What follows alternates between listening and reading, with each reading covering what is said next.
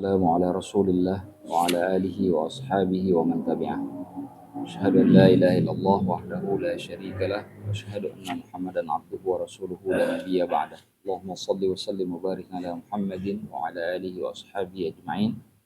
رب اشرح لي صدري ويسر لي أمري واحلل عقدة من لساني يفقهوا قولي. أما بعد. Kita mulai dengan membaca doa. Dipersilakan. Bismillahirrahmanirrahim. Bismillahirrahmanirrahim. Allahumma inni a'udzubika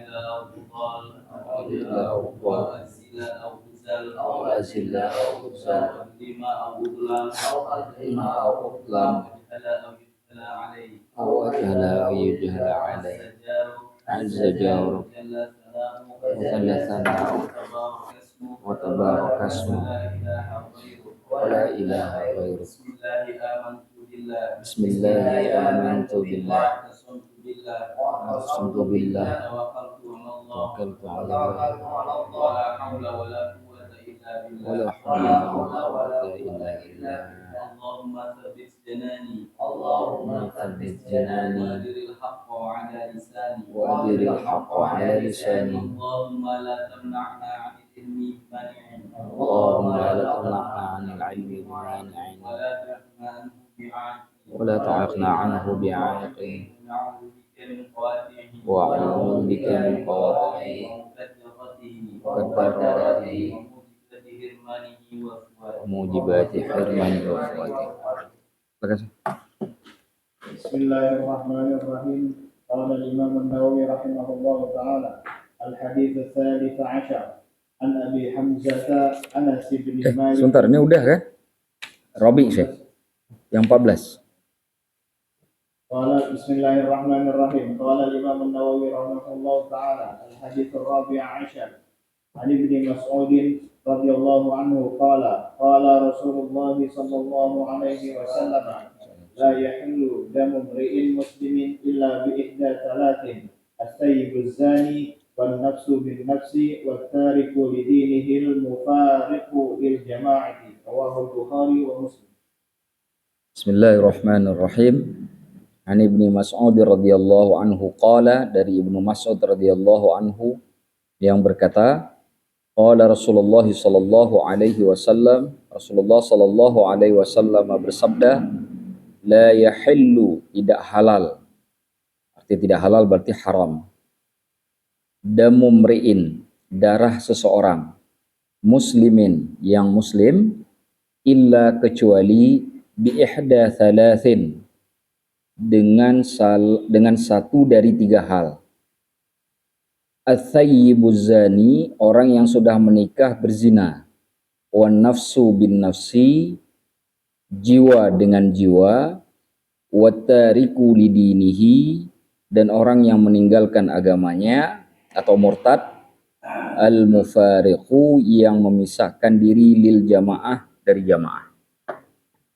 Diriwayatkan oleh Imam Bukhari dan Muslim.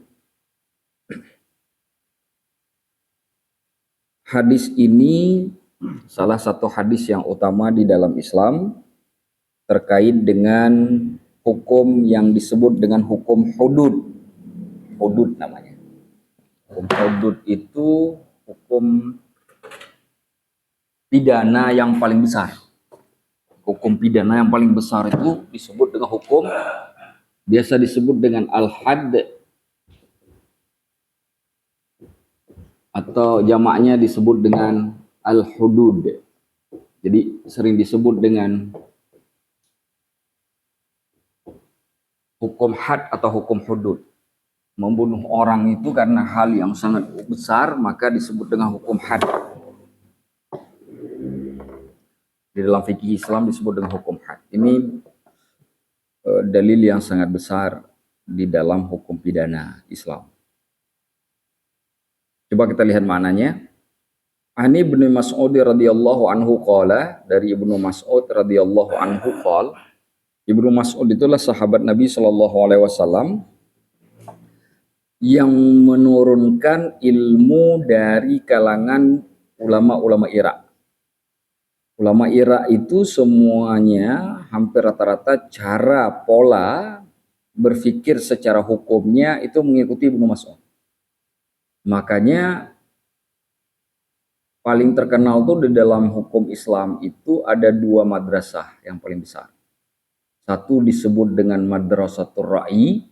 Madrasah ahli ra'i itu madrasah orang yang lebih menggunakan pola logika yang sangat kuat. Itu tercermin dari mazhabnya Imam Hanafi. Imam Hanafi itu ulama yang dengan logika yang sangat kuat. Yang kalau dalam bahasa Imam Malik sendiri ketika memuji Imam Hanafi itu mengatakan kalau kamu bertanya bahwa tiang itu adalah emas, maka dia sanggup menjelaskan kepada kamu dan meyakinkan kamu bahwa tiang itu memang emas. Saking kuatnya logikanya Imam Hanafi itu. Dan sanad ilmunya ke Abdullah bin Mas'ud, Imam Hanafi itu. Jadi Imam Hanafi itu sanad ilmunya kalau ditarik ke atas melalui gurunya itu ke Ibnu Mas'ud. Beda dengan madrasah hadis yang lebih dominan dilakukan atau dimiliki oleh Imam Malik yang di Madinah.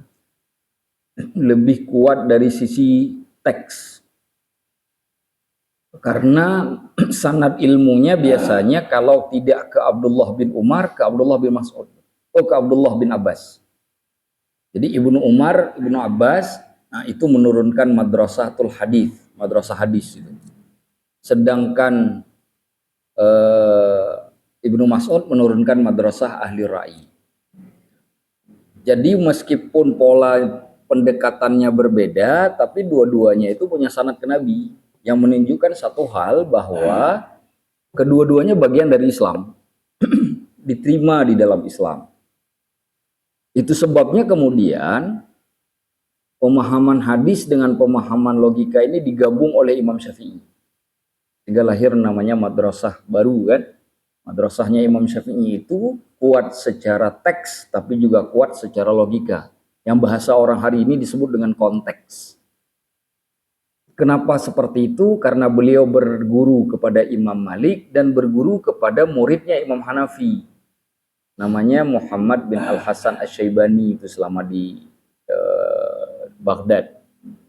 Karena beliau punya guru dari dua tokoh ini, maka kemudian tercerminlah dari mazhab Hanafi Syafi'i itu kuat secara teks, kuat juga secara logika. Dan yang menariknya adalah ketika Imam Syafi'i pindah ke Mesir, yang membentuk Qaulul Jadid, itu pendapat baru dari mazhab Syafi'i. Karena beliau ketika datang ke Mesir itu ditentang oleh orang-orang dari mazhab Malik dengan mazhab Hanafi. Jadi kayak clash gitu. Kalau bahasa kita nih, kenapa ada orang baru datang membawa pemahaman baru, istilahnya begitu. Kenapa? Karena beliau mencoba menggabungkan dua hal itu. Sedangkan madrasatul ra'i dengan madrasatul hadis itu jelas sekali, spesifik sekali polanya. Kalau orang madrasatul hadis itu lebih banyak kepada penggunaan hadis. Kalau ada pertanyaan dia bacain hadis. Kalau madrasatul ra'i dia bacakan satu hadis, dia turunkan hukumnya berdasarkan pemahaman kaedah-kaedah yang benar, yang diterima secara logika, tetapi juga tidak bertentangan dengan hadis. Nah, ketika menggabungkan keduanya jadi dahsyat itu. Inilah kemudian yang dianut oleh Al-Azhar. Al-Azhar itu madrasatul hadis dan madrasatul ra'i digabung jadi dua. Berbeda dengan di Madinah dan Mekah, itu lebih kuat madrasatul hadisnya sampai hari ini. Makanya sering kadangkala itu kan terjadi clash pemahamannya, dan itu sebenarnya sudah terjadi jauh-jauh hari. Tapi yang luar biasanya orang-orang dari mazhab Maliki dan mazhab Hanafi di Mesir itu susah mendebat Imam Syafi'i. Kenapa susah? Madrasatul hadis ketika menggunakan teks, Imam Syafi'i juga kuat teksnya. Madrasat Ahlur Ra'i ketika mendebat Imam Syafi'i secara logika, beliau juga kuat secara logika hukumnya. Karena beliau belajar dari dua madrasah itu. Jadi walaupun beliau kemudian berbeda karena mendirikan mazhabnya sendiri, punya pandangan sendiri, tetapi sebenarnya bersumber dari dua mazhab itu. Karena beliau juga punya sanad ke Imam Malik, punya sanad ke Imam Hanafi. Itu menyebabkan orang-orang kemudian ada yang sampai memaki beliau di mimbar. Karena sulit mengalahkan beliau head to head. Nah, kalau berdebat itu sulit sekali karena beliau kuat dua-duanya. Itu sebabnya kemudian di Mesir yang tadinya tidak diterima, kemudian menjadi diterima. Karena sulit mendebat Imam Syafi'i, karena kekuatan beliau di dua dasar itu luar biasa. Banyak orang mengatakan bahwa Imam Syafi'i itu bukan ulama hadis, ulama fikih saja. Kita jawab bahwa tidak, beliau itu juga ulama hadis. Dalilnya bisa dilihat dari kitab dan kitab Ar-Risalahnya beliau. Sampai kemudian muridnya itu menukilkan hadis-hadisnya Imam Syafi'i. Yang kemudian meskipun tidak ditulis oleh Imam Syafi'i, terbentuklah satu kitab yang disebut dengan Musnad Imam Asy-Syafi'i. Itu Musnad Imam Syafi'i itu sudah dicetak sekarang, kitabnya itu. Itu ditulis oleh seorang ulama yang tidak pernah bertemu dengan Imam Syafi'i. Beliau mengutip hadisnya dari murid-muridnya Imam Syafi'i, baik dari Al-Buwaiti dan lain-lainnya, yang kemudian dimasukkan hadis-hadis tersebut, diambil dari kitab Ar-Risalah, diambil dari kitab dibuat sebuah kitab Musnad Imam Asy-Syafi'i itu. Yang menunjukkan bahwa beliau ketika memutuskan hukum itu juga menggunakan dalil. Ada orang yang menuduh Imam Syafi'i bahwa Imam Syafi'i itu tidak alim dalam bidang hadis karena perkataan beliau kepada Imam Hambali, muridnya, yang beliau sebutkan, "Wahai Ahmad, kalau kamu punya satu hadis, maka tolong sampaikan kepadaku." Yang menunjukkan beliau itu kurang pemahamannya dalam bidang hadis. Itu ada tuduhan ke Imam Syafi'i. Padahal bukan itu maksudnya, bahwa kemudian hadis yang dimiliki oleh Imam Ahmad itu lebih banyak daripada Imam Syafi'i itu benar, karena kan Imam Ahmad itu disebut Amirul Mukminin. Amirul Mukminin itu dalam ilmu hadis itu bisa saja periwayatannya di atas 500.000 hadis. Bahkan dia mengatakan beliau hafal 1 juta hadis.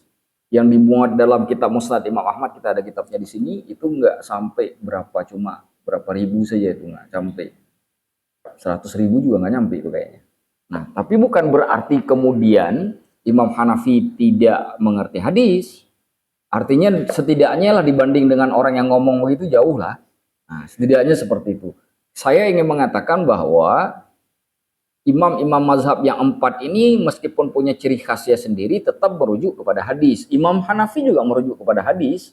Bukan berarti beliau tidak mengerti hadis, karena ada kalimat nanti begini seperti dinukilkan oleh Imam Adz-Dzahabi itu ketika membandingkan beliau dengan Sufyan Ats-Tsauri. Sufyan Ats-Tsauri itu ulama mazhab juga. Mazhab Ats-Tsauri itu ada, cuma nggak ada lagi sekarang, udah nggak ada pengikutnya. Dulu itu ada mazhab namanya mazhab Ats-Tsauri. Jadi bukan 4 mazhab itu. Ada hampir mungkin ada sekitar 13 atau 15 mazhab dulu. Imam Ats-Tsauri itu pengikut terakhirnya abad ke-7. Itu paling terakhir tuh abad ke-7 Hijriah, abad ke-7 Hijriah, 7 Hijriah. Kok abad 7 Hijriah?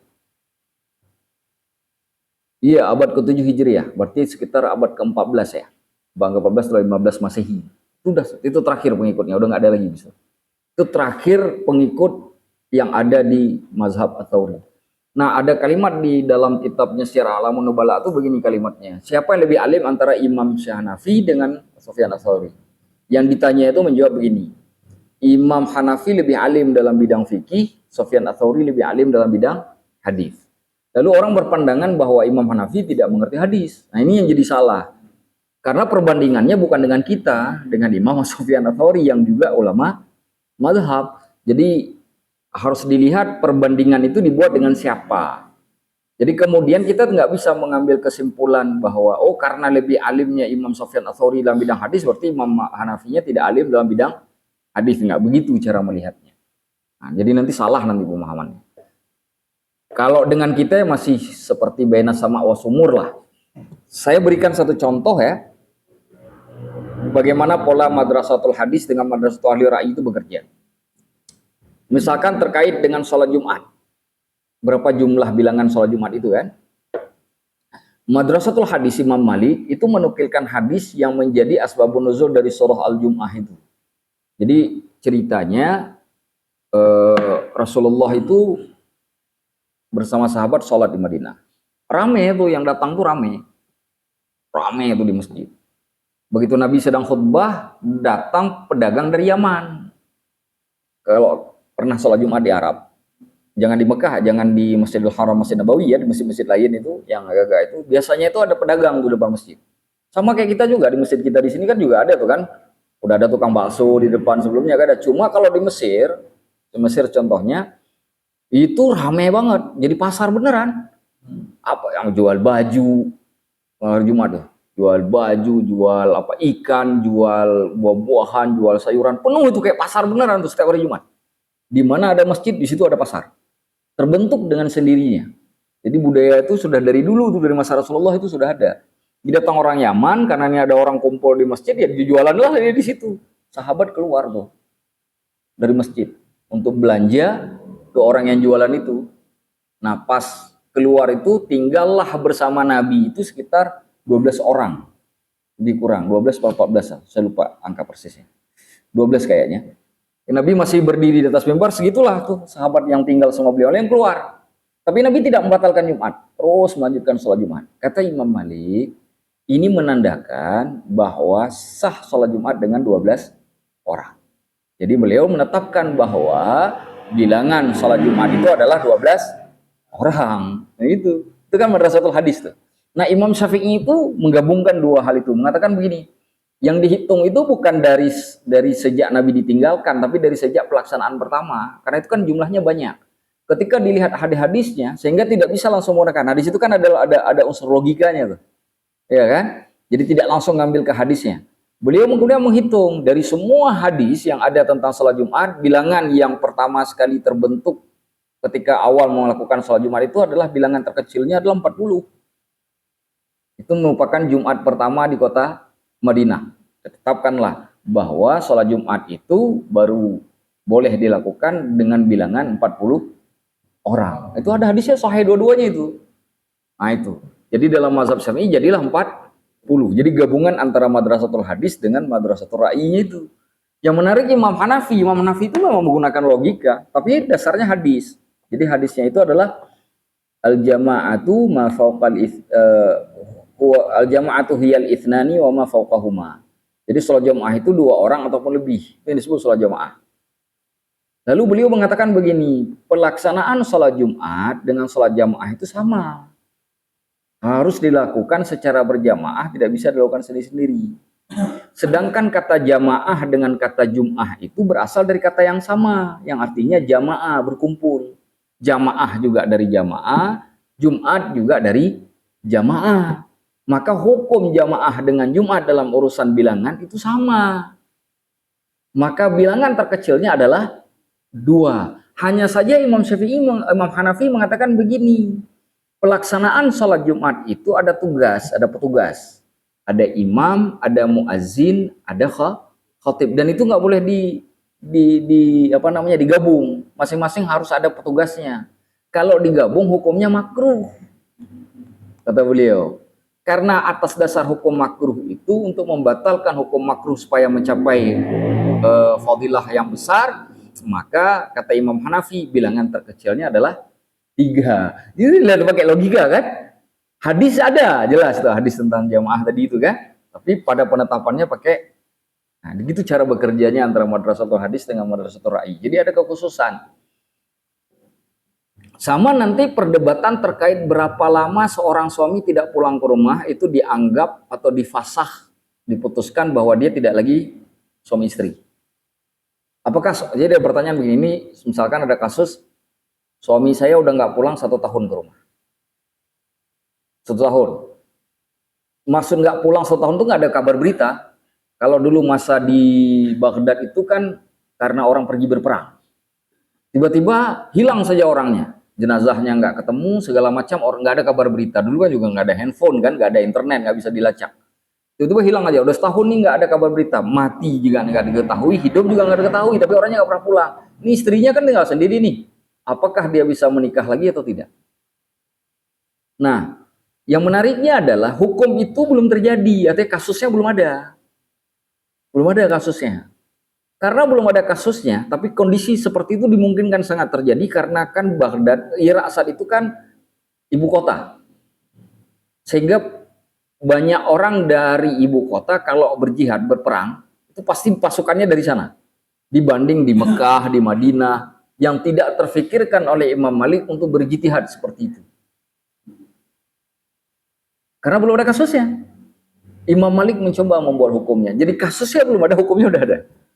Saking kuatnya logikanya. Nah, sehingga memutuskan berapa lama seorang suami yang tidak pulang dalam kondisi seperti disebut seperti itu, baru kemudian istri itu bisa menikah kembali. Dan ditanya kepada Imam Hanafi, apa Anda membuat hukum seperti itu? Kan kasusnya belum ada. Nah, beliau menggunakan logika untuk menjawabnya. Kata beliau begini, di tempat kalian di sini di kota Madinah, itu jarang ada orang pergi berjihad. Sehingga sangat mungkin sekali kasusnya jarang terjadi, bahkan mungkin sangat tidak mungkin terjadi. Tapi berbeda dengan kami di Irak. Di Irak itu kan ibu kota negara. Sangat besar kemungkinan orang kan pergi berjihad terus. Dan kemungkinan akan terjadi satu hari orang tak hilang di jalan atau terbunuh di jalan nggak ketahuan, namanya mobilisasi pasukan kan, terus nggak ketahuan, terus nggak pulang-pulang. Kalau terjadi itu bagaimana? Kan kasihan istrinya kalau tidak ada hukumnya. Maka kemudian beliau berpikir untuk membuat hukum. Jadi di tempat lain belum terpikir, beliau sudah terpikir untuk membuat hukum itu. Itu kekhususan mazhab Ahlur Ra'yi, madrasah Ahli Ra'yi itu yang seperti itu. Hari ini tuh madrasah Ahli Ra'yi itu lebih banyak digunakan oleh orang-orang kayak di Mesir, di India, Pakistan itu menggunakan madrasah Ahli Ra'yi karena mereka bermazhab Hanafi. Di Mesir sendiri itu mazhab yang paling terkenal itu kan 3 di Mesir itu. Hanafi, Syafi'i, Maliki. Itu yang paling terkenal di Mesir. Tapi masyarakatnya itu lebih banyak menggunakan Hanafi. Makanya ibadahnya kalau misalkan pergi ke Mesir itu sholatnya lebih banyak pakai Hanafi itu. Salah satu sholat, jadi sholat khas Hanafi itu kalau tahiyat akhir duduknya tetap kayak duduk sholat tahiyat awal. Jadi bentuknya itu bentuk iftirosh, bukan bentuk tawarruk. Jadi nggak masukin kaki ke dalam. Itu tetap di tahiyat awal sama tahiyat akhir itu sama. Nah itu khas banget itu di Mesir itu. Hampir jarang kita melihat orang yang masyarakat umum ya, yang sholatnya itu di tahiyat akhirnya dulunya tawaruk itu sangat itu karena memang menggunakan mazhab Hanafi di masyarakat. Tetapi secara keulamaan kelembagaan mereka yang paling masyhur itu 3, Hanafi, Maliki, Syafi'i. Nah fatwa di Mesir itu menggabungkan semua mazhab, tidak khas kepada satu mazhab, lalu diambil keputusan mana yang paling menggunakan 2 pola, satu mana paling kuat dalilnya, yang kedua mana yang paling mudah, yasiru wala tu'asiru itu. Nah itu digunakan di mazhab di Darul Ifta, di Dewan Fatwa Mesir itu biasa digunakan. Nah di kita di Indonesia ini agak unik di kita, karena begini uniknya, di satu sisi kita ini lebih dominannya Syafi'i, tapi sehingga tidak ada ulama di Hanafi, ulama di Maliki, di kita itu nggak ada. Hambali juga nggak ada di kita. Tapi begitu naik ke Majelis Ulama Indonesia biasanya tuh digabung mazhab. Dan pola itu pula yang digunakan oleh Muhammadiyah. Ya kan, menggabungkan mazhab. Tetapi nggak ada imamnya di dalam mazhab itu di kita. Jadi ini agak lucu juga di kita itu. Harusnya kan kalau untuk menggabung mazhab itu harus ada ahlinya kan. Ini ahli bidang Syafi'i, ini ahli bidang Maliki, ahli bidang. Nah di kita nih semuanya setengah-setengah. Tapi ingin merangkul semuanya. Makanya keilmuan di kita itu ya sampai airport lah. Nah, begitu sampai airport udah nggak dikenal. Orang kita kan paling alimnya sampai airport kan. Begitu naik pesawat udah nggak dikenal kan. Kalau ulama India itu masih dikenal. Contoh yang paling terkenal itu kan Safiur Rahman Al-Mubarakpuri itu kan. Kalau dulu-dulu ulama kita banyak tuh yang terkenal. Kayak Al-Fadani, Minangkabawi, ya kan, itu kan terkenal di dunia kan, bahkan sanadnya bukan hanya sampai ke Indonesia, sampai ke ulama-ulama Arab. Tapi kita hidup dengan sejarah, sekarang udah hampir nggak ada. Semoga ke depan mungkin masih ada yang lahir dari rahim-rahim orang kita yang keilmuannya bukan hanya di Indonesia saja, tapi sampai ke berbagai macam negara. Diakui kitab-kitabnya, tapi memang untuk supaya diakui itu nggak bisa hanya karena kealiman ngomong saja, memang harus nulis. Dan nulisnya pun juga harus pakai bahasa internasional, nggak cukup pakai bahasa Indonesia, entah itu bahasa Arab atau ya bahasa Inggris lah kalau zaman sekarang kan. 2 itu saja yang membuat orang kita. Nah orang kita di sekarang ini kalau bahasa Arab itu kalau dunia kampus hampir nggak ada yang bisa. Untuk tulis misalkan orang kampus itu tulis bahasa Arab tuh ya mungkin bisa sih kalau skripsi, disertasi, tesis mungkin. Tapi kalau disuruh tulis kitab, hampir jarang di dunia kampus itu yang punya kemampuan lebih seperti ulama-ulama dulu ya, jarang sekali. Sehingga memang karya-karyanya di dunia Arab itu nggak terlalu kenal. biasanya orang kita itu banyak nulisnya pakai bahasa Inggris, tapi sayangnya di antara kebanyakan tokoh-tokoh kita yang nulis bahasa Inggris itu lebih kuat referensi Barat daripada referensi Arab. Artinya Arab itu timur ya, timur. Misalkan bicara Ibnu Sina, misalkan itu hampir nggak pernah baca bukunya Ibnu Sina. Bicara Imam Ghazali, tapi nggak pernah baca buku Imam Ghazali karena dia ngerti Imam Ghazali itu ngambil dari referensi yang ketiga biasanya. Kalaupun ada satu dua. Nah ini yang terjadi di kita hari ini. Jadi memang ada masalah serius dari sisi keilmuan. Nah kita berharap ke depan suka atau tidak suka memang harus ada yang kuat dari sisi referensi timur, tapi juga kuat dari referensi barat. Karena kita nggak bisa mengatakan bahwa Inggris itu nggak penting karena bagaimanapun kan sekarang itu bahasa internasional kan yang dipakai di semua tempat kan. Suka nggak suka ya kita harus mengadopsi supaya keilmuannya bisa berkembang. Tetapi ya kita berharap dari Indonesia itu nanti muncul yang seperti itu. Nah, itu secara ciri khas antara madrasatul ahli ra'i dengan madrasah hadis ya. Kalau ditanya dasar atau sanad ilmunya madrasatul hadis, maka jawabannya ya salah satunya adalah Ibnu Umar atau Ibnu Abbas. Kalau ditanya sanad ilmunya madrasatul ahli ra'i itu lebih dominannya ke Abdullah bin Mas'ud yang kebetulan berdasarkan hadis yang ke-14 ini riwayatnya melalui beliau. Nah, Ibnu Mas'ud itu mengatakan bahwa beliau mendengar Rasulullah Sallallahu Alaihi Wasallam berkata. Jadi kalau disebut berkata, maka hadis ini adalah hadis qauli. Ini hadis qauli yang udah kita bahas kemarin itu di malam Jumat. Hadis qauli artinya hadis yang diucapkan oleh Nabi Sallallahu Alaihi Wasallam, bukan hadis yang dilakukan oleh Nabi yang dilihat oleh sahabat. Tapi ini yang didengar. Didengar artinya kan ada perkataan kan? Berarti ini hadisnya hadis qauli. Nah disebutkan la yahillu damu mri'in muslim illa bi ihdatsalah. Jadi tidak boleh menghalalkan darah seorang muslim kecuali karena salah satu sebab dari 3 hal. Salah satu sebab 3 hal inilah seorang muslim itu bisa dibunuh. Nah, tanpa salah satu dari 3 hal ini maka tidak bisa dibunuh. Yang satu ats-tsayyibuz zani, orang berzina tapi sudah nikah. Jadi orang nikah dia sudah zina. Ini berlaku untuk laki-laki, berlaku perempuan. Cara bunuhnya bagaimana? Dirajam. Hukumnya dirajam. Arti dirajam itu dimasukkan ke dalam tanah setengah badan, lalu dilempar pakai batu sampai mati. Itu dirajam itu. Tetapi dalam sisi praktek agak sulit memang untuk membuktikannya karena untuk melihat memastikan hal ini terjadi kan harus lihat kelamin laki-lakinya masuk ke kelamin perempuan.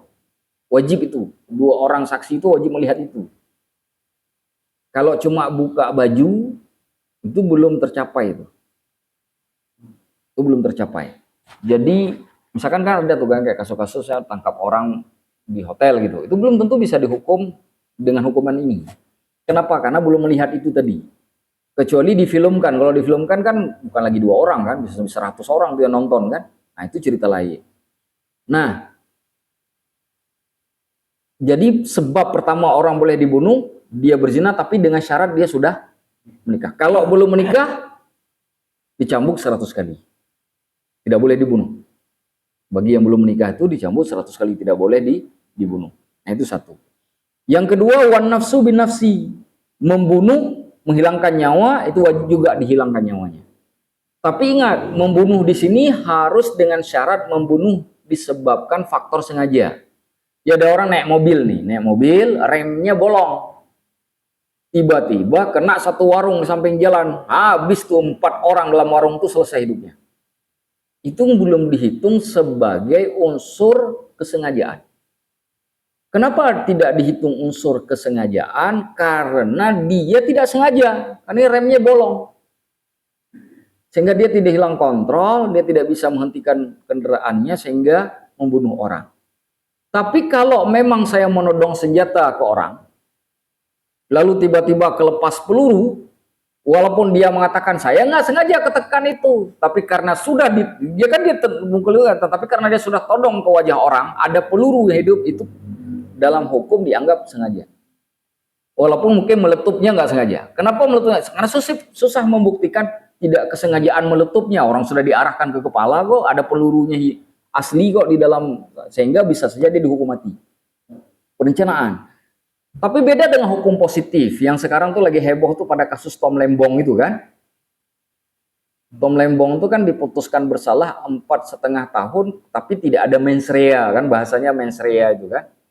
Nah, mens rea itu salah satu unsurnya adalah lalai. Lalai itu bisa dihukum. Di dalam Islam juga sama, kelalaian itu bisa dihukum. Tapi faktor dia bisa dibunuh, itu beda ceritanya. Karena dihukum tidak selamanya bisa dibunuh. Jadi ini yang dimaksud dihukum di sini adalah memang dihilangkan nyawanya. Tetapi belakangan banyak ijtihad baru bahwa bukan hanya sudah faktor pidana membunuh saja yang bisa dibunuh, tapi pada faktor yang lain juga bisa dilakukan. Seperti orang yang jual narkoba. Orang jual narkoba lalu membuat orang lain kecanduan bahkan sampai dalam kondisi yang stres, gila atau bahkan mungkin dia mati, itu juga bisa dihukum mati itu. Karena terpenuhi unsur membunuh walaupun mungkin tidak langsung. Dan itu di beberapa negara juga dipraktekkan, termasuk di Indonesia. Dulu masih ingat nggak kasus Freddy Budiman itu kan? Freddy. Terlepas nanti apakah dia sudah tobat sebelum itu cerita lain ya. Ini dari sisi hukum kita bicara ya. Nah, jadi bisa saja itu dilakukan. Atau bolehkah seseorang yang membunuh orang lain untuk membunuh? Contoh, saya nggak suka nih sama si A. Saya suruh si B tolong bunuh si A. Ini saya bayar. Itu juga memenuhi. Untuk dia dianggap sebagai aktor pembunuhan. Yang membunuh tadi yang terima bayar juga bisa dibunuh, yang membayar juga bisa dibunuh. Dua-duanya itu. Walau artinya selama ada unsur kesengajaan menghilangkan nyawa dan terlibat di dalamnya, dia bisa saja dibunuh. Tapi bagaimana dengan yang membantu misalkan? Yang membantu itu contohnya ngebuka pintu rumah, habis itu dia pergi. Apakah dia bisa dihukum bunuh atau tidak? Nah, itu nanti ada perselisihan pendapat di kalangan para ulama untuk hal yang seperti itu. Apakah bisa dibunuh ataukah tidak? Ada yang mengatakan kalau itu menjadi faktor utama sehingga yang terbunuh itu menjadi terbunuh, maka dia bisa dihukum mati. Tapi jika itu bukan cuma faktor utama, dia bisa saja mendapat hukuman, tapi tidak sampai pada hukuman mati. Jadi dia ada perbedaan pendapat. Nah, masalah seperti ini ukurannya tentu tidak bisa diputuskan secara sepihak. Karena kan butuh pembuktian kan? Nah, pembuktian itu baru bisa dilakukan di depan pengadilan, depan hakim. Nah, itu dia. Jadi sudah ada dua tuh unsurnya. Yang ketiga, nah ini yang lebih besar. Yang lebih besar. Orang yang murtad.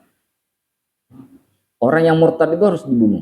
Jadi misalkan tiba-tiba ada salah seorang dari sahabat kita keluar dari Islam. Dalam hukum itu seperti dalam mazhab Syafi'i itu dianggap sebagai keumuman dalil sehingga orang itu bisa dibunuh. Mereka juga berdalil kepada hadis membaddala dinahu faqtuluh, barang siapa yang menggantikan agamanya maka hendaklah kalian bunuh. Jadi orang murtad itu bisa dibunuh. Nah, sekarang timbul pertanyaan, apakah dibunuhnya bisa serta-merta begitu murtad langsung dibunuh? Jawabannya tidak. Karena hukum had hudud itu di tangan hakim, bukan di tangan setiap orang. Jadi kalau hakim tidak menerapkan, tidak ada orang lain yang bisa menerapkan. Jadi konsekuensinya ada di hakim. Makanya hukum hudud itu tidak boleh dipraktekkan setiap orang. Karena nanti kalau dipraktekkan setiap orang kacau di ranah sosialnya. Contoh misalkan saya nuduh Habibie membunuh orang. Saya bunuh Habibinya. Sedangkan orang lain mengatakan Habibie tidak membunuh. Dia mengatakan yang membunuhnya Mardi. Saya bunuh Habibie, dia bunuh Mardi. Kan jadi kacau deh, akhirnya saling bunuh-bunuhan kan. Nah, jadi kacau. Sehingga memang hukum ini tidak boleh diserahkan kepada ranah individu. Jadi ranahnya hanya ranah hakim. Kalau bahasa Syekh Ramadan Al-Buti, hadza min umuri ulil amri. Ini urusannya pemimpin. Kalau dalam fikih itu disebut ini qadiyahnya qadiyah qadhi. Jadi masalah yang ditetapkan oleh hakim. Jadi nggak boleh. Begitu juga hukum rajam, hukum membunuh dibunuh, hukum orang murtad dibunuh, itu semuanya qadiyahnya adalah qadiyah hakim. Nah, belakangan ada tuduhan nih kepada orang Islam dari kalangan pegiat hak asasi manusia dan ilmuwan-ilmuwan barat, kaum orientalis dan misionaris yang menganggap bahwa Islam memaksa orang lain masuk ke dalam Islam. Jadi dianggap Islam sebagai agama yang melanggar hak asasi manusia atau tidak sesuai dengan kaidah hak asasi manusia. Syekh Mahmud Shaltut itu mengarang buku khusus namanya Al-Islam Aqidah wa Syariah. Syekh Mahmud Shaltut itu adalah salah seorang Grand Syekhnya Al-Azhar pada masanya. Nah, itu temannya Buya Hamka. Jadi kalau kalian bertanya, itu Masjid Al-Azhar yang di Kebayoran Baru itu yang punya Muhammadiyah itu kok namanya Al-Azhar? Ya kan? Karena Buya Hamka bersahabat dengan Syekh Mahmud Shaltut. Ketika Syekh Mahmud Shaltut datang ke sini, bertemu dengan Buya Hamka, lalu dinamakanlah masjid. Yang tadinya Masjid Kebayoran Baru itu namanya. Masjid Jawa Kebayoran Baru dulu ya. Dulu tuh namanya begitu, masih menggunakan nama itu nama tempat. Lalu diubah menjadi Masjid Al-Azhar oleh Syekh Mahmud Shaltut ketika beliau datang kemari. Lalu beliau berharap begini, harapannya oleh Syekh Mahmud Shaltut, kenapa dinamakan Al-Azhar?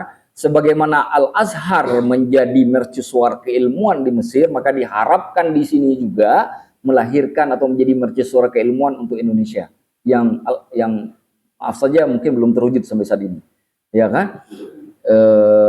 Malah lebih unggul umumnya kayaknya dengan agamanya. Wallahu a'lam bishawab. Sebenarnya harapannya seperti itu, bisa seperti Al-Azhar, lahirnya ulama-ulama besar di situ. Itu tujuannya. Karena Al-Azhar itu dimulai dari masjid.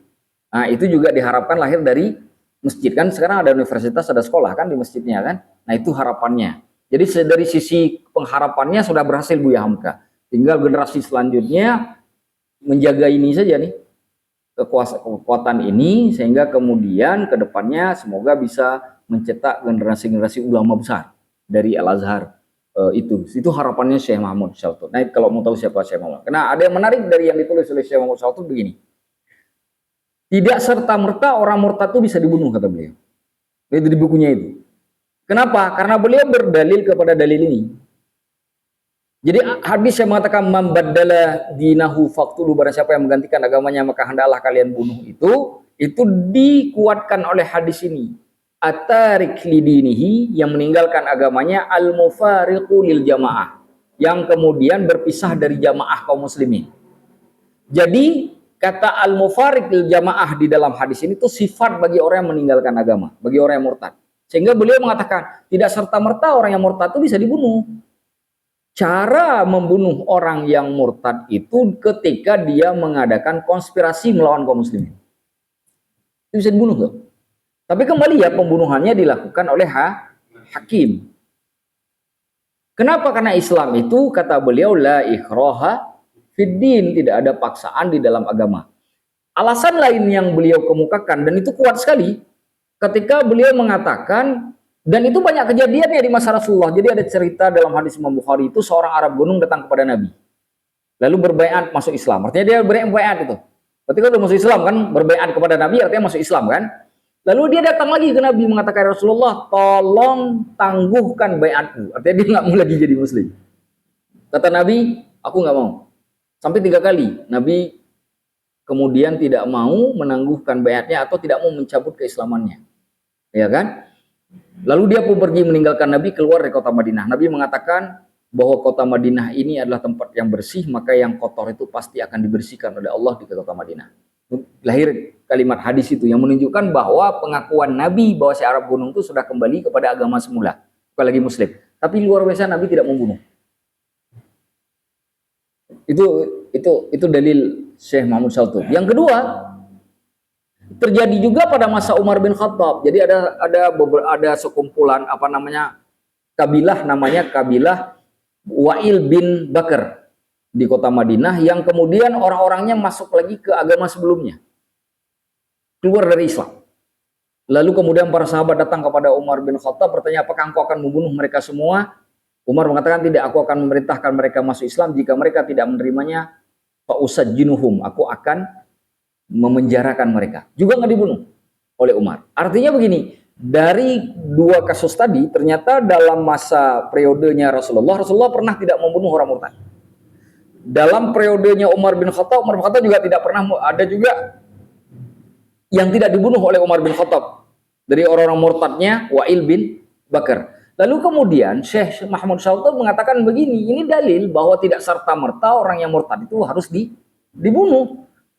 Maka kata beliau, untuk melihat apakah seseorang itu bisa dibunuh atau tidak, maka tergantung pada kalimat al-mufariqu lil jamaah. Ternyata dalam konteks kekinian, kemodernan sekarang itu kita bisa melihat begini. Ini ada orang Indonesia, dia berkhianat kepada negara dengan menjual rahasia negara. Kira-kira sama negara bisa dibunuh nggak? Bisa dong. Pengkhianat kan, jual rahasia negara kan, yang menguntungkan negara lain kan, pengkhianat bisa dibunuh kan. Nah, Islam itu begitu sebenarnya. Nah, itu kalau mengikuti pandangan ulama mutakhirin seperti Syekh Mahmud Shaltut. Jadi yang dibunuh itu bukan kemudian orang yang keluar dari Islam, tapi yang makar terhadap Islam setelah dia keluar. Dia memusuhi kaum muslimin, dia merusak barisan kaum muslimin, itu bisa dibunuh. Tetapi selama dia masih di dalam Islam, dia tidak dibunuh. Ada satu kasus lagi yang menarik adalah kasus Ubay bin Ka'ab. Maafkah Ubay bin Ka'ab, Ubay bin Salul. Ubay bin Ka'ab itu sahabat ya. Ubay bin Salul, tokoh munafik besar itu di masa Rasulullah. Jadi ceritanya kan semua orang tahu bahwa ini tokoh munafik kelas kakap kan di masa Nabi kan. Sampai Umar bin Khattab radhiyallahu anhu itu meminta kepada Rasulullah. Jadi datang Umar bin Khattab, ini hadisnya juga sahih, kepada Rasulullah bermusyawarah dengan Nabi. Nah, dalam musyawarahnya Umar bin Khattab mengusulkan kepada Nabi supaya bukan Ubay ya, Abdullah bin Salul ya, Abdullah bin Salul dibunuh saja. Apa kata Nabi? Yang menariknya adalah kata Nabi, la yatahaddatsun nasu anna Muhammadan qatala ashabah. Jangan sampai orang-orang berbicara bahwa Muhammad itu membunuh sahabatnya. Karena kan orang di luar kan nggak tahu. Jadi dalam bahasa sederhana itu, pembunuhan terhadap orang murtad itu ada siklus situasi dan kondisi yang dipertimbangkan. Siklusnya itu harus dilihat. Ini karena apa, ini karena apa, ini karena apa, ini karena apa. Jadi harus diperhatikan betul. Jadi tidak serta-merta keluar Islam, tebas lehernya. Karena Nabi tidak menebas, tidak pernah membunuh. Allah dia kan mati sendiri. Bahkan anaknya Abdullah bin Salul itu sahabat yang baik loh. Berbeda sekali dengan ayahnya. Itu datang kepada Nabi SAW karena ayahnya gak ada kain kafan. Nabi menyerahkan kain kafannya loh. Kepada tokoh munafik terbesar yang bahkan pernah mencelakakan kaum muslimin karena berkhianat, bersekongkol dengan orang-orang Quraisy yang menyebabkan orang Quraisy datang menyerang kota Madinah kan. Berapa banyak sahabat yang meninggal. Kematian pada perang Uhud itu kan juga salah satunya sebabnya adalah pengkhianatan Abdullah bin Salul juga kan, karena dia menarik pasukan dari kaumnya yang sudah sampai di wilayah Thaniyatul Wada. Thaniyatul Wada itu yang tala'al badru alaina min Thaniyah. Thaniyah itu daerah tempat. Itu berdekatan dengan Uhud. Daerah apa, Jabal Uhud ya, berdekatan ke arah utara. Jadi orang dulu kalau masuk kota Madinah itu dari Thaniyatul Wada. Thaniyatul Wada itu jalan di antara dua gunung. Nah, jalan di antara dua gunung itu nyebrang jalan itu nyampe ke kota Madinah. Nah, lewat situ tuh Rasulullah dulu hijrah. Maka disebut sudah sampai kepada kita bulan yang datang atau sampai di tempat yang namanya Thaniyatul Wada. Nah, dulu pada masa perang Uhud juga begitu. Begitu sampai pasukan di Thaniyatul Wada itu ditarik oleh Abdullah bin Salul. Dia tarik kaumnya sehingga Nabi itu hanya tinggal beberapa orang lagi, sedikit saja untuk berperang dengan kaum Quraisy. Sehingga sisanya kalau nggak salah Nabi itu hanya sekitar 1.000 orang. Sedangkan kaum Quraisynya 3.000 kalau nggak salah itu. 1:3 ya. Nah, itu luar biasa sekali. Intinya cerita ini adalah bahwa Rasulullah Shallallahu Alaihi Wasallam, maaf 300 lawan 1.000 ya, lebih kurang ya. Oh 300 itu yang di perang Badar ya, 10.000, 1.000 dan 10.000 ya. Nah, di alfin minal malaikah ya, 1.000 juga yang diberikan dari malaikat ya. Dari kemudian ini kan pengkhianatan besar. Secara hukum pengkhianatnya harus dibunuh kan? Iya dong, secara hukum dibunuh. Nih contoh misalkan kita perang nih, kita tiba-tiba diserang oleh katakanlah Amerika nih. Kita perang kan? Lalu ada sekelompok di antara kita malah nyerang kita. Kira-kira apa yang kita lakukan? Dibunuh kan? Dibunuh kan? Kita perangi lagi dan kita boleh membunuhnya kan? Kenapa? Karena pengkhianat. Boleh kan dibunuh? Nah, harusnya kan bisa dibunuh tuh. Tapi Rasulullah tidak pernah membunuh Abdullah bin Salul sampai dia meninggal sendirinya. Yang menunjukkan bahwa ada kemaslahatan yang lebih besar yang ingin dicapai oleh Nabi dengan tidak membunuh Allah SWT. Walaupun sebenarnya juga ada kerugiannya itu. Makanya berlaku hukum kaedahnya al-khafud bororen. Jadi tidak serta-merta kemudian orang yang murtad itu harus dibunuh. Jadi kalau misalkan ada di antara kita, keluarga kita, tiba-tiba murtad. Ini ada di anggota keluarga kita murtad tiba-tiba. Apa yang kita lakukan? Tidak boleh kita musuhi. Tidak suka wajib. Nggak suka kalau suka dia masuk itu berarti kan dipertanyakan juga keislaman kita kan. Tetapi kenapa kita tidak musuhi? Bisa saja nanti suatu hari dia kembali. Mungkin bisa jadi lewat kita dan seterusnya. Intinya nggak boleh masuk agama lain misalkan. Malam-malam kita masuk ke kamar dia, tebas langsung lehernya. Enggak begitu, itu tidak boleh. Nah, orang yang melakukan itu bisa dibunuh. Saya ulangi ya. Ini ada orang yang murtad terus dibunuh oleh salah seorang muslim karena murtadnya. Nah, pembunuh ini bisa dibunuh. Karena berlaku hukum an-nafsu bin nafsi, menghilangkan nyawa, dia juga bisa dihilangkan nyawanya. Nah, itu bisa berlaku hukum itu. Hanya saja nanti ada perdebatan apakah seorang muslim yang membunuh orang kafir itu bisa dibunuh. Dalam mazhab Syafi'i tidak bisa. Di dalam mazhab Syafi'i itu tidak bisa. Karena hadis ini mengatakan darahnya orang muslim. Artinya jika dia membunuh muslim. Tapi dalam mazhab Hanafi bisa. Jadi kalau ada orang Islam bunuh orang kafir tanpa sengaja, maka juga bisa dibunuh. Jadi tidak hanya berlaku kepada orang muslim. Dalilnya banyak macam-macam. Imam di dalam mazhab Syafi'i itu mangqatala nafsan bi ghairi nafsin itu sama hukumnya dengan mangqatala mukminan itu. Barang siapa membunuh orang mukmin, di situ tuh hukumnya. Sedangkan Imam Hanafi membagi dua, mangqatala mukminan itu yang khusus, mangqatala nafsan itu yang umum. Jadi termasuk juga yang non muslim. Jadi kalau ada orang muslim bunuh orang kafir, ini ada tetangga non kafir. Begitu dia keluar rumah tusuk aja langsung. Kenapa? Kafir dia. Itu bisa dibunuh dalam mazhab Hanafi. Walaupun dia muslim. Makanya hukum membunuh kafir itu boleh dilakukan dalam perang. Yang disebut dengan kafir harbi. Nah, makanya orang Palestina kalau bunuh Yahudi sekarang boleh. Dia nggak suka sama orang Yahudi, tusuk aja tuh, boleh tuh. Karena dalam kondisi perang. Dulu Belanda juga kita tusuk aja seenaknya. Belanda pergi di pasar belanja ikan, pulang-pulang nggak ada nyawa. Berarti tusuk kan? Dulu kan orang bunuh Belanda tuh sembarangan, jalan-jalan beli ikan, ada Belanda tuh, potong lehernya. Ada kan kasus-kasusnya masyhur tuh kan? Sah nggak? Boleh nggak? Boleh karena kasusnya perang. Nah, dalam kondisi perang tidak pakai qadhi. Setiap orang boleh membunuh yang terlibat dalam peperangan itu. Jadi kalau misalkan datang nanti siapapun negara penjajah ke negeri kita, itu semua bisa dibunuh. Selama dia ikut terlibat. Tidak boleh dibunuh, hukum pada ketentuan hukum perang itu satu orang tua yang sudah lemah, yang nggak mungkin lagi ngangkat senjata. Kecuali dia walaupun udah lemah masih megang senjata juga, itu boleh juga dihabisi itu. Itu boleh juga dihabisi itu, ya kan?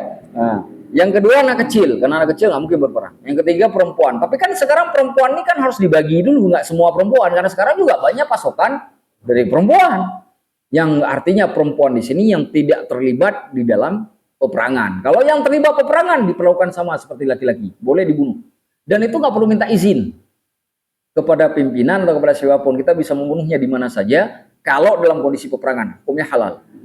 Dengan syaratan dia dalam kondisi menyerang kita, bukan kita yang menyerang dia. Karena hukum peperangan dalam Islam tidak menyerang tapi diserang. Nah, orang penyerang itu bisa dibunuh.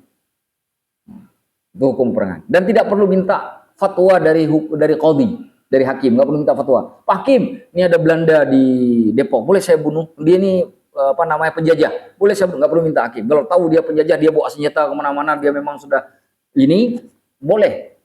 Datang apa tusuk langsung mulai itu. Baca doa lah kalau nggak bawa senjata. Kalau bunuh pakai tangan tertenti yang mati kan gitu kan. Itu hukum peperangan gitu kan. Hukum peperangan beda dengan hukum. Nah, tapi kalau kafir yang dhimmi itu nggak boleh. Dhimmi itu artinya yang hidup bersama kita, yang sehari-hari bergaul dengan kita, bahkan kita bisa saja berdagang, bekerja sama, dalam urusan sosial ya, gotong royong bersama kan bisa saja kan, bisa kita tinggal di satu tempat, di situ ada muslim ada non muslim, kan bisa saja gotong royong bersihkan lingkungan gitu. Nah itu kafir dhimmi, darah mereka haram disentuh, tubuh mereka haram disentuh, nggak boleh dibunuh sama sekali. Nah hanya saja perbedaannya dengan muslim, dia tidak diwajibkan untuk mengikuti hukum Islam. Jadi kalau dia berzina dihukum ketentuan yang berlaku secara umum. Kalau ya di kita ya hukum negara kan, nah, mesti diberlakukan hukum Islam. Ya, salah satu provinsi di Indonesia itu di Aceh itu kan ada pemberlakuan hukum syariat kan. Nah yang berzina dicambuk kan. Tapi itu kalau ada orang bule misalkan datang ke sana berzina itu nggak dihukum. Nah cuma ya mungkin diproses secara hukum, disuruh keluar atau apa begitu kan, tapi tidak dicambuk karena dia bukan muslim. Nah itu seperti itu hukumnya. Jadi jangan kemudian ketika kita belajar hadis ini semuanya mau kita terapkan kepada semua orang. Jadi ada batasan-batasan yang harus diikuti, dan jika batasan itu tidak diikuti itu berbahaya, nanti merusak permasalahan politik, sosial, itu nanti terlibat di dalamnya. Intinya, saya ingin ambil kesimpulan terkait hadis ini, ada 3 hal menyebabkan seorang muslim itu bisa dibunuh. Orang yang berzina karena dia telah menikah, 2 karena membunuh, menghilangkan nyawa, yang ketiga karena murtad. Yang kedua yang harus diingat dari kesimpulan ini adalah hukum ini tidak bergantung kepada setiap orang. Hukum ini diputuskan oleh hakim. Kalau hakim tidak memutuskan atau tidak dihukum mati, maka tidak ada satu orang pun kemudian bisa mengambil posisi hakim itu. Itu urusan dia dengan Allah. Masalah hakimnya bisa dibayar, bisa disokong, banyak lah kayak begitu kan. Hakim juga sulit dipercaya hari ini kan. Itu urusan dia dengan Allah. Kita menghukum segala sesuatu secara zahir. Kalau tidak dihukum oleh hakim, jangankan nggak dihukum, yang nggak bersalah dihukum, yang bersalah dibebaskan kok hari ini. Itu urusan dia nanti dengan Allah di hari kiamat. Karena di dalam Islam, setiap keadilan yang tidak akan bisa dicapai di dunia, maka akan Allah berikan di akhirat, kan begitu kan? Makanya ada 2 hukum dalam Islam itu, ada hukum ukhrawi, ada hukum duniawi. Duniawi bisa tidak tercapai, bisa tercapai. Ukhrawi pasti tercapai. Itu dijamin oleh Allah. Makanya kan salah satu hadis Nabi SAW yang menjamin kehebatan seseorang itu salah satunya adalah hakimun adilun. Hakim yang adil. Dalam hukum Islam ada yang disebut mafhum mukhalafah. Mafhum mukhalafah itu adalah pemahaman yang terbalik. Kalau saya katakan panjang, maka yang kebalikannya kan pendek. Ya kan? Nah artinya kalau reward yang diberikan sebagai yang utama itu adalah hakim yang adil, maka pasti hukuman yang paling utama juga hakim yang tidak adil. Begitu saja. Begitu saja. Makanya ada tuh juga hadis yang terkenal kan, 2/3 daripada hakim itu tempatnya nah itu jadi masyhur itu hadisnya itu. Artinya banyak hakim nanti akan tidur sama setan sama iblis tuh. Kenapa? Karena dia juga di bumi pada saat itu juga jadi setan.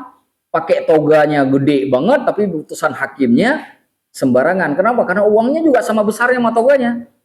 Nah itu ya akan dia pertanggungjawabkan.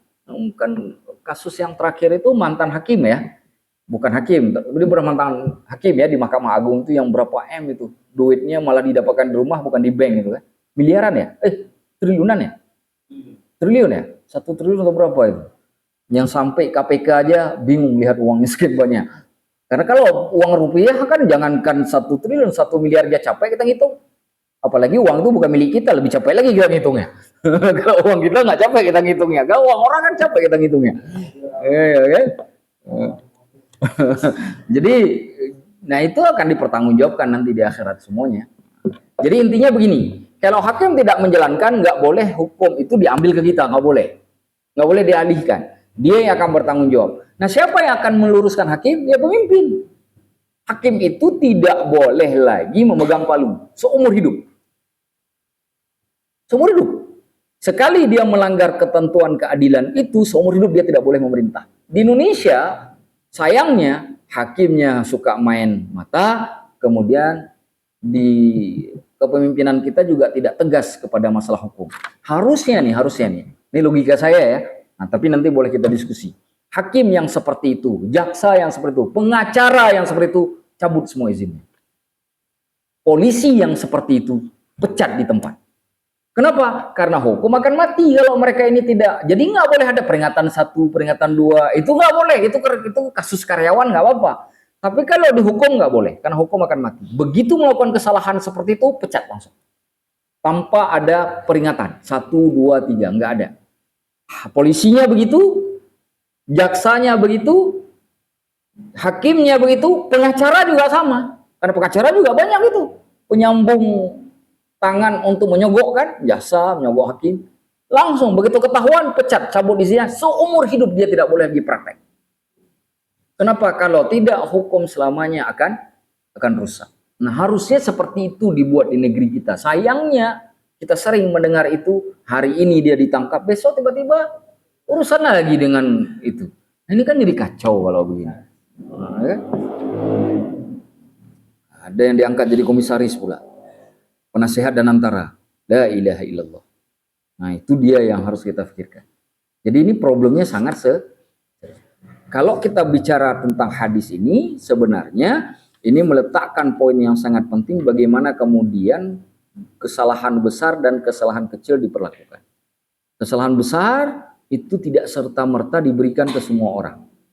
Karena kesalahan besar itu menghilangkan nyawa, itu kan hukumannya kan besar sekali kan. Itu tentu kaedahnya harus menggunakan kaedah pengadilan. Jadi harus di tangan hakim. Maka kenapa hakim itu sering disebut adalah hukum Tuhan di bumi. Hukum Tuhan di bumi artinya apa? Dialah yang bisa melakukan hukum Tuhan di bumi itu. Karena pada hukum yang tertinggi nggak semua orang bisa melakukan. Saya nggak bisa, saya bisa cerita begini, tapi saya nggak bisa putuskan.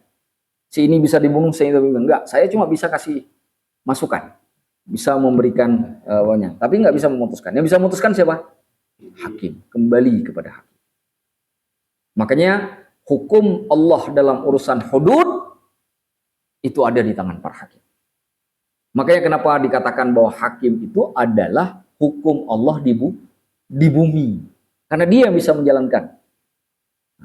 Dia bukan hanya bisa menjalankan hukum yang seperti kita jalankan, tapi juga hukum yang sangat besar itu bisa di tangan dia. Sedangkan kita kan terbatas kan, ada hukum-hukum gitu kan nggak bisa kita jalankan kan. Allahu a'lam bishawab. Baik, selesailah penjelasan terkait dengan hadis yang ke-14 yang kita mengerti bahwa hadis ini merupakan hadis yang sangat penting di dalam Islam supaya kita tidak salah memahami. Jika ada orang yang mengatakan menuduh bahwa orang Islam itu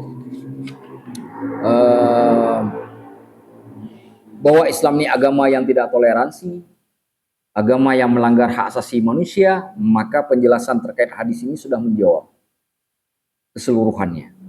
Bahwa kalaupun dibunuh bukan berarti dibunuh oleh setiap orang.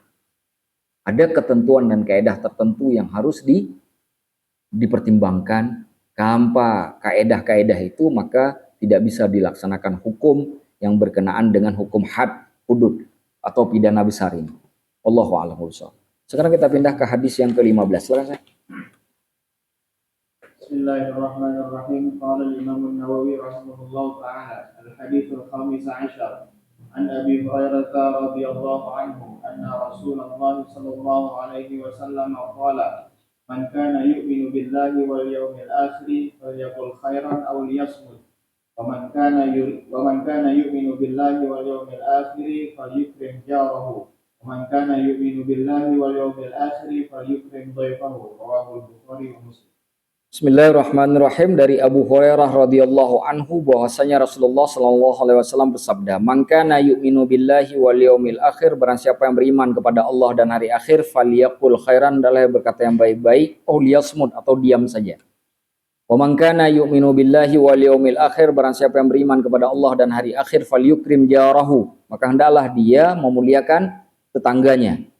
Wa man kana yu'minu billahi wal yawmil akhir falyukrim dhaifah, barang siapa yang beriman kepada Allah dan hari akhir hendaklah dia memuliakan tamunya.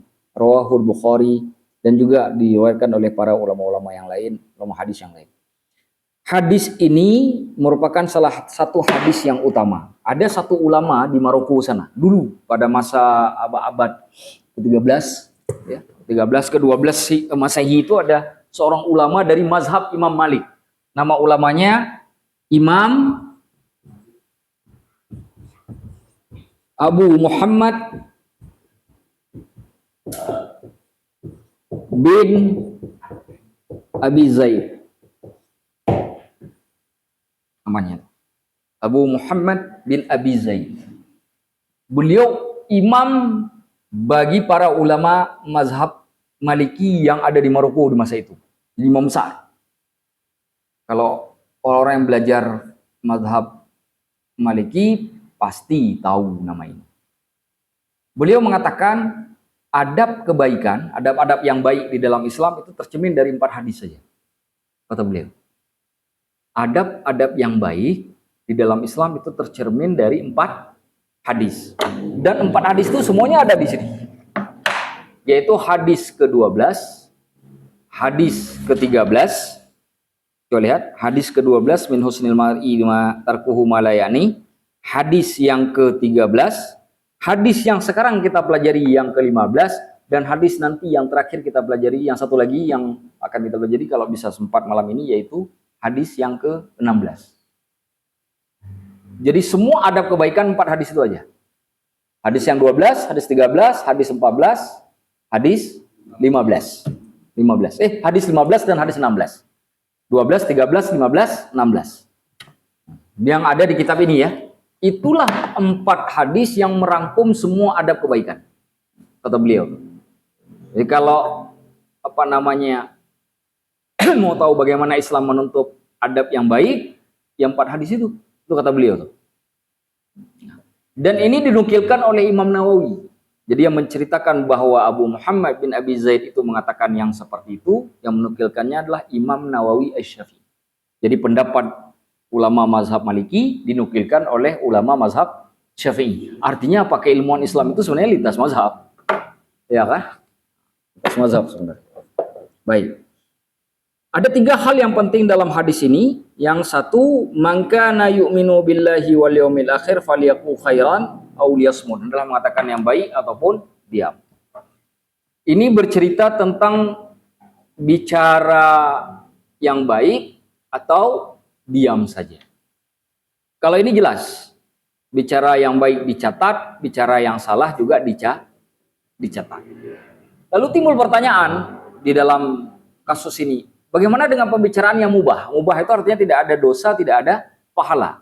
Kan ada pembicaraan yang mubah ya. Kita nggak bicara yang haram, tapi nggak bicara juga yang menghadirkan pahala. Bicara menghadirkan pahala itu kayak bicara di majelis itu kan menghadirkan pahala. Nah, bicara yang haram nanti kan kayak bicara yang aneh-aneh gitu kan. Nah, itu juga haram. Nah, sekarang ada bicara-bicaraan yang mubah nih. Seperti kita bilang, udah makan, udah minum, kapan udah makan? Nah, ini bicara mubah namanya. Nah, karena pembicaranya tentang hukum yang pertanyaannya adalah dicatat nggak oleh Allah. Nah, di situ saja ulama perbedaan pendapat. Bagi yang mengatakan tidak dicatat, pendapat yang pertama mengatakan tidak dicatat karena mengatakan bahwa yang dicatat itu kan oleh malaikat raqib dan atid. Raqib yang baik, atid yang salah. Nah, kalau yang tidak ada baik dan tidak juga salah, artinya di tengah-tengah, karena itu hukumnya mubah, tidak menghadirkan pahala juga tidak menghadirkan, ngapain juga dicatat? Karena kan tidak punya konsekuensi. Tapi ada ulama juga yang mengatakan bahwa itu tetap dicatat. Yang mubah tadi tetap dicatat. Tujuannya adalah dibuktikan nanti di hari kiamat manakah dari 3 hal ini yang paling banyak diucapkan. Yang baikkah, yang jahatkah, atau yang mubah. Karena memanjangkan pembicaraan yang mubah daripada yang baik itu juga nggak bagus dalam pandangan mereka. Makanya dicatat. Karena itu jadi saksi di atas. Karena yang dituntut dengan hadis ini adalah bicara yang lebih banyak yang baik. Kalau tidak, lakukan diam. Nah, itu kalimatnya. Yang menunjukkan khalwat itu sesuatu yang bagus. Tahu nggak khalwat? Khalwat itu nggak khalwat? Mengasingkan diri. Jarang ketemu orang.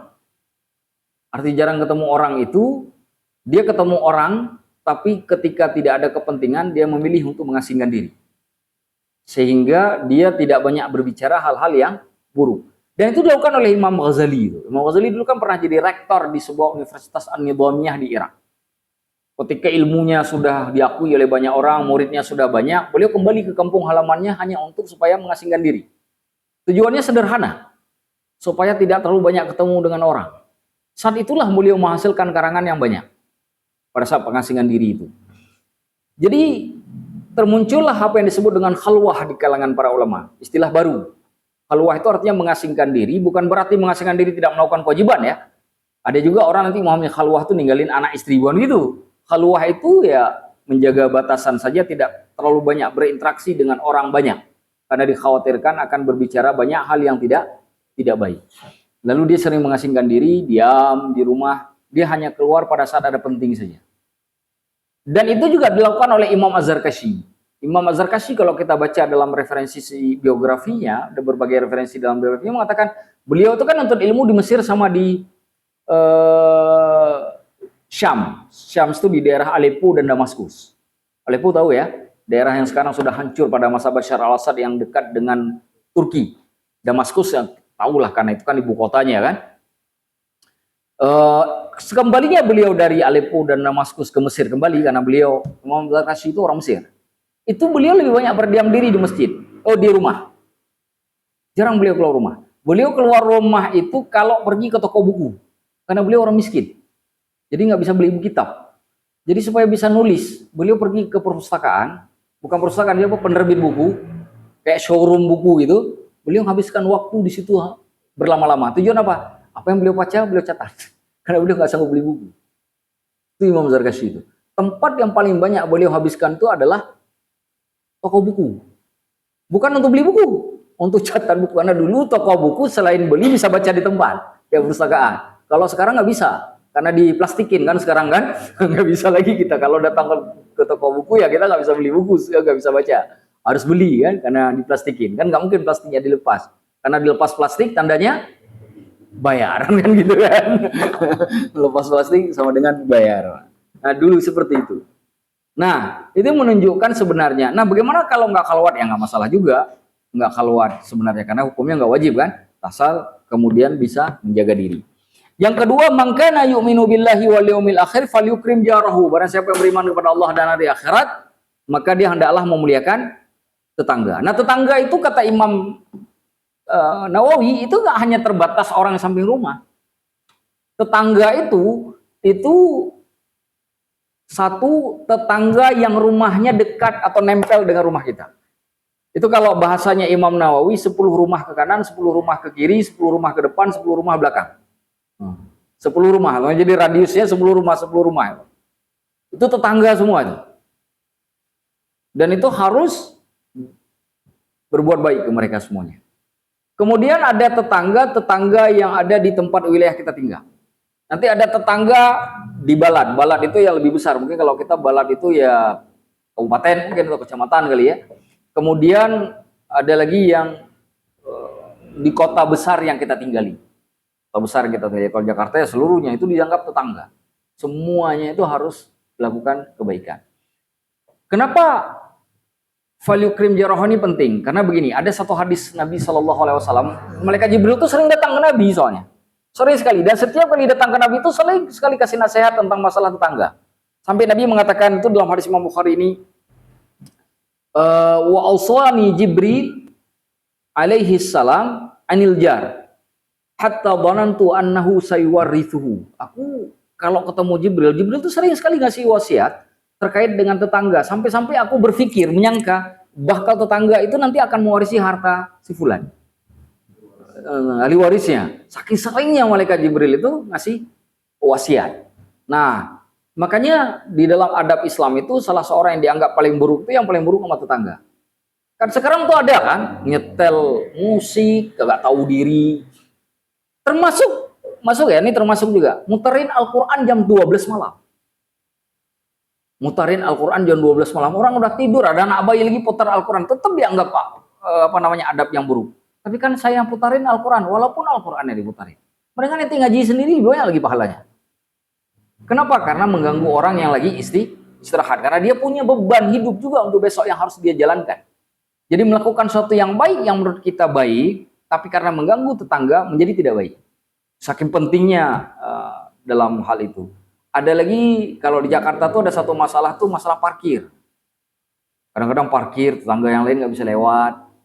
Ya kan ada tuh kan kasus-kasusnya itu berbahaya sekali. Atau ada juga lagi bikin acara pernikahan, nutupin jalan orang pulang ke rumah. Ada kan banyak kejadian tuh, karena kita kan sistemnya gang-gang di sini kan. Nah itu harus benar-benar dipahami oleh orang yang punya hajatan segala macam, jangan sampai mengganggu tetangganya. Bahkan kalau perlu dia kerjasama dengan tetangganya supaya tetangganya tidak terganggu. Apa begitu? Apa ada kesepakatan? Dan tetangga juga yang lain, jika ada salah seorang dari warganya yang punya hajat, itu ya harus dibantu semua. Apa kalau bahasa kita di sini, berat sama dipikul, ringan sama dijinjing ya. Ini contoh misalkan ini kalau bikin di rumah nutupin jalan nih, ya pindah ke masjid misalkan, berikan gratis di masjidnya, kan masjidnya masjid warga situ juga kan, halaman masjid lah dipakai, kan nggak apa-apa, boleh dong. Ya cuma karena waktu sholatnya duhur ya cepat selesai, itu aja mungkin bedanya. Nah, kan begitu kan, boleh. Atau kalau ada tanah lapang di tempat itu, nah itu diberikan oleh aparat desanya, kemudian juga atas nama warga semua juga mengikhlaskan supaya itu dilaksanakan di lapangan lapang, supaya tidak menutupi jalan misalkan. Itu bagian dari adab-adab hidup bermasyarakat semuanya. Karena itu memenuhi hak kewajiban tentang tetangga. Dan yang terakhir, wa man kana yu'minu billahi wal yawmil akhir falyukrim dhaifah. Hendaklah dia memuliakan tamunya. Urusan tamu ini ceritanya itu ke Nabi Ibrahim. Sampai-sampai disebutkan beliau itu Abu Duyuf, bapaknya tamu. Karena beliau nggak pernah makan tanpa ada tamu. Jadi beliau ini nggak ada tamu di rumahnya. Kalau mau makan tuh nggak ada tamu, dicari sama beliau. Nah, nggak bisa makan sendiri Nabi Ibrahim tuh. Maka makan terus selalu ada tamu. Sampai akhirnya malaikat yang ingin menghukum kaum dari saudaranya, yaitu Nabi Lut, kan datang itu datang bukan langsung ke Nabi Lut, nyebrang dulu ke Nabi Ibrahim. Hanya untuk bertamu ke tempat Nabi Ibrahim. Sekedar untuk bertamu. Sampai disuruh Sarah radhiyallahu anha oleh Nabi Ibrahim itu menyiapkan makanan yang paling enak untuk dua malaikat itu yang sedang bertamu itu. Nah, karena saat baru datang itu belum tahu, tapi Nabi Ibrahim sudah punya firasat ini kayaknya bukan manusia biasa. Karena wajahnya ganteng-ganteng sekali, raut mukanya berbeda seperti kaum pada umumnya. Ya, begitu ditanya siapakah kalian, baru mereka mengatakan kami para malaikat yang diutus oleh Allah Subhanahu wa taala untuk datang ke kaum saudaramu Lut. Karena Allah sudah mengirim kami untuk menghukum mereka. Maka Nabi Ibrahim meminta, tolonglah kalian jangan menghukum saudaraku Lut dan selamatkan dia. Lalu dijamin oleh malaikat bahwa Allah sudah menurunkan perintah untuk keselamatan Lut dengan orang-orang pengikutnya. Nanti salah satu yang terhukum itu kan istrinya Nabi Lut itu kan. Wa mra'atu Lut tuh kalau dalam Al-Quran itu kan. Jelas. Jadi malaikat yang harusnya datang ke Nabi Lut nyebrang dulu tuh. Kita singgah dulu lah ke Nabi Ibrahim. Kenapa? Karena sering memuliakan tamu. Jadi kalau tamu datang itu, apa yang ada di rumah ya dikeluarkan. Walaupun mungkin kayak kita lah apa ya, kalau kita yang paling kita serius kopi lah mungkin barangkali ya. Ini kalau saya kasih tamu, tak saya minum lagi kopinya. Ya udahlah nggak apa-apa lah, ya tamu aja yang minum. Dan itu terjadi di masyarakat timur itu biasanya begitu. Berbeda dengan masyarakat mungkin yang barat ya. Kalau masyarakat barat mungkin lebih cuek sedikit dengan tamu. Memuliakan mungkin iya. Tapi kalau masyarakat timur itu ada sedikit kelebihan. Nggak apa-apa saya nggak makan, tapi tamu saya makannya kadang sampai ngutang ke warung kan sampai gitu tuh. Saya punya pengalaman menarik tuh ketika di Kairo, datang ke kampung orang Mesir. Jadi kebetulan teman Al-Azhar juga dari orang Mesir datang ke kampungnya dia tuh. Nah disuguhkan, jadi begitu kami datang tuh beberapa orang piringnya gede-gede. Nah, jadi ditaruh piring dulu belum ada isinya. Belum ada isinya. Begitu ada kita perasa ini kayaknya gede ini karena piringnya gede kan. Nggak mungkin piring gede isinya cuma wortel kan, nggak mungkin kan isi gede. Biasanya kalau wortel doang ya apa namanya mangkok-mangkok kecil itu cukup kan. Ini nggak piring gede. Ternyata 1 ekor ayam 1 orang. Jadi kami ada berapa tuh? Atau ada 2 apa ada 3 gitu. Berarti udah 3 ekor ayam itu. Kan bisa saja itu nggak langsung datang ayamnya. Berarti mungkin beli dulu dong. Masaknya di luar kan, panggangnya di luar baru datang. Ya kita yang makan kan jadi penasaran nih dia ngutang kita nggak ngabisin. Wah malu betul kita. Cuma ngabisin 1 ekor ayam kan termasuk ujian tersendiri kan. Karena ayam Mesir pun bukan kayak ayam kita. Ayam Mesir pun gede-gede. Nah makannya kan juga butuh kekuatan perut yang juga berbeda pada umumnya kan. Kalau nggak dihabisin, malu kita. Nah kita pecah 2 dulu lah. Yang satu tidak kita sentuh ya, kalau nggak habis kita kembalikanlah ke tuan rumah. Kalau begitu kan mungkin juga dipaksa kan kita makan. Tapi alhamdulillah ternyata ludes juga semuanya. Mungkin udah saat itu udah lapar juga sekali kan karena perjalanan keluar kota. Nah, habis juga sih. Nah, tapi setelah itu nggak makan 2 hari. Nah, bukan karena nggak makan, karena nggak lapar, karena nggak ada duit. Jadi intinya intinya di masyarakat timur itu sangat terbentuk yang seperti itu. Meskipun di beberapa tempat ini juga sudah mulai berkurang karena pengaruh dari budaya apa istilah globalisasi ya. Tapi intinya 3 hal yang disebutkan oleh hadis Nabi Shallallahu Alaihi Wasallam itu bisa menjaga masalah sosial. Jadi ini aspek sosialnya terbentuk. Hadis ini menjadi penting karena keseimbangan dalam ranah sosial kemasyarakatan itu bisa diwujud jika 3 hal ini dilakukan. Problem yang terjadi di masyarakat kita itu kan pertama kan ketidakadanya saling hormat, ya kan? Saling peduli juga enggak kan? Kemudian juga suka menghina, ya kan begitu kan? Itu kan problem sosial semua yang timbul tuh. Biasanya keributan di masyarakat itu terjadi karena 3 hal itu. Dan 3 hal itu tiga-tiganya bisa di-cover dengan hadis ini. Ya kan? Sangat bisa di-cover oleh hadis ini. Artinya kenapa kemudian Imam Nawawi memasukkan hadis ini ke dalam arba'innya?